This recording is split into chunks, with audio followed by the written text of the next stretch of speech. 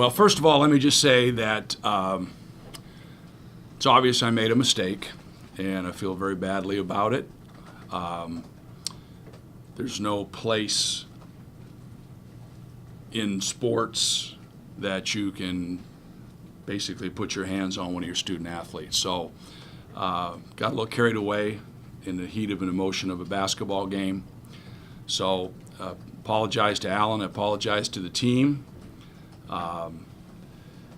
I feel very badly. In 30 plus years of coaching, it's never happened before. And obviously the scrutiny on those kinds of things have increased over the years. So it's something I deeply regret, and it's not going to happen again. Had a couple sleepless nights and lots of watching lots of stuff related to it. So hoping to put it behind us. The team's pretty positive right now. They don't seem to have much of an issue with it, and I think we trust each other. So hopefully we can move on. When did you first see the video of it after the game, and what do you remember your reaction when you first saw it? I don't really remember. I think it might have been when I went home that night. I saw the thing. It was. I mean, I don't know how to characterize what the actual incident was. Whether it was a shove, I was trying to get Alan's attention. I know I put my hands up to stop him so I could get his attention and ask him if he, wanted to play.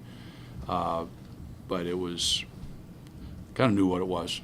Did it look worse than it felt? No. Like you said, there's more scrutiny on these types of things these days. What was your reaction to how it played out yesterday as it cycled through the various news outlets and channels? I was shocked. Programs? I mean, I was shocked. But I've been doing this for a long time, and obviously 4 years ago when I started this, it wouldn't have been quite the same. But I've watched reactions to things, and I guess I shouldn't be surprised. But it was a little bit surprising the legs that it got. But again, I made the bed. I've got to lay in it. As I say, I regretted the incident. I thought Alan handled it very well. I was very appreciative of that. Alan and I have a great relationship, as I do with most of the team members. And so, as I say, we're hoping to push on. What went through your mind when Alan walked off the court? Well, he didn't walk off the court. He was kind of escorted off the court. I was surprised that Richard had jumped in and Justin. So at that point, we had a timeout, and I just needed to get back to my team. So by the time we got back and kind of got squared away, Alan was back on the bench, and I went down and said, "You ready to go?" And he said, "Yep, let's go." So. Did you feel any redemption by winning that game? Well, they're two separate issues. The fact of what happened was my fault. I can't. There's no lessening that. There's no mitigating that. Shouldn't have happened. Can't happen. Won't happen. I thought Sandy's comment was right on. It's unacceptable. So anything I would say would look as if I was trying to justify that, and I can't do that. In the future, how do you get a player's attention in that situation without doing that? Well, I think there's a fine line at any rate. I mean, it's a matter of putting your hands up versus, getting in somebody's face, so to speak, in terms of trying to get somebody to go. We had a game a while back where we were kind of dead in the water, and I called the timeout, got them set down, and kind of got on them pretty good, verbally. We're not playing hard enough, and they responded. This was just a situation that circumstances were different enough, and I handled it poorly. Do you regret the way you talked about that, or directly after the game? Did you at all, or? Well, I would say that you can kind of pull out of something what you want to pull out of something, and I was sort of in the moment. When I went down to the locker room, the team was on fire. They were high-fiving, they were shouting, everybody was really positive, and I probably had not recognized the gravity of it completely. So, yeah, I mean, I don't know that the circumstances would have changed in terms of what the ultimate outcome was. Still a mistake that was made. But yeah, in retrospect, I probably could have, I mean, again, we were pretty excited about winning. The locker room was really positive, really high, and so, yeah. Mike, do you have any concerns about this distracting your team? Alan just said it was just about you and him. It shouldn't affect anybody else, but obviously it's just all over the place now. And how do you get back to what your business at hand is? I don't think it's a problem for the team. We have a good enough relationship. They know me well enough. If anything, they've asked me to be harder on them in practice at times. I think it's a great life lesson for them to recognize the consequences of actions. We've talked about Twitter, for example, and what they might say on Twitter, and how it's not something that's just doesn't go away. It's out there, and how it can affect you and how people perceive you. I've had an awful lot of coaches call with, and kind of said the same thing as, hey, it's just, you got to be really careful, and and I think that from that perspective, the team looks at it and is ready to move on. We're 5 games left. That's what's important right now. Do you think this could impact recruiting? No. Any other questions? How are you looking for the tournament? Well, we've got 5 games left. We're 2 games out of first. I mean, 3 weeks ago, people probably would have given us up for dead, and now things have kind of changed in terms of how we're being perceived, and we've had some great wins. We've played better basketball. We're going to have to win some more games, but we're in the conversation, and that's always where you want to be.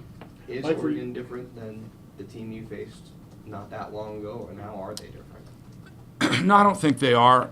I thought they were a very good team, which was what made it such a great win for us before. Dominic Artist is back. It changes them because they get a guard that can shoot the ball.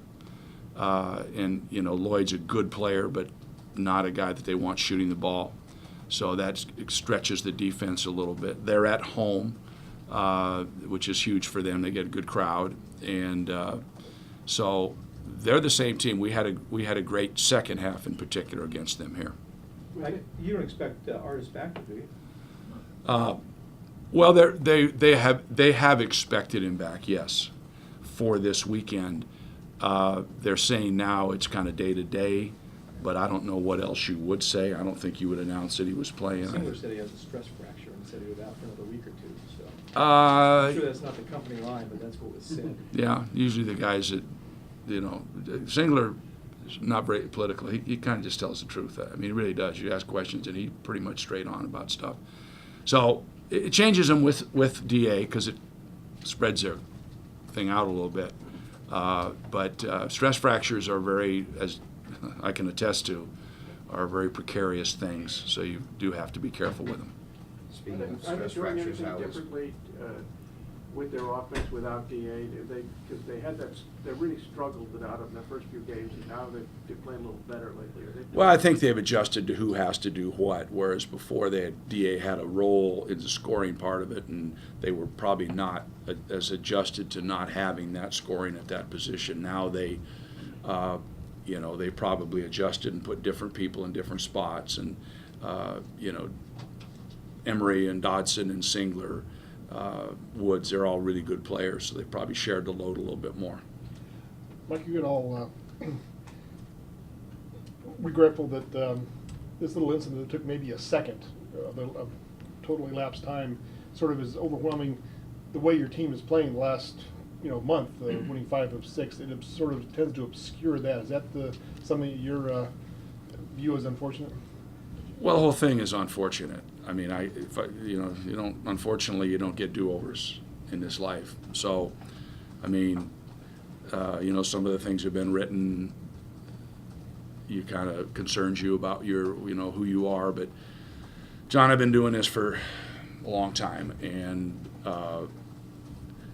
I think who I am pretty much stands for itself, and that's the way I've always viewed things. I would never want to diminish the focus on our basketball team. It's always been about the team. It's never been about me. So I think in time, if we continue to play good basketball, this will be something that was a regretful incident, and we can push on and try to be the team we want to be.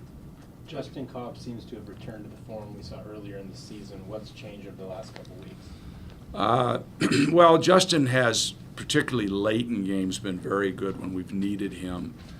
I think the one thing that has changed with the team, and the one concern that I've always had with them, is our ability to focus for periods of time. And, we're getting better at that, so we've had longer stretches of playing good basketball.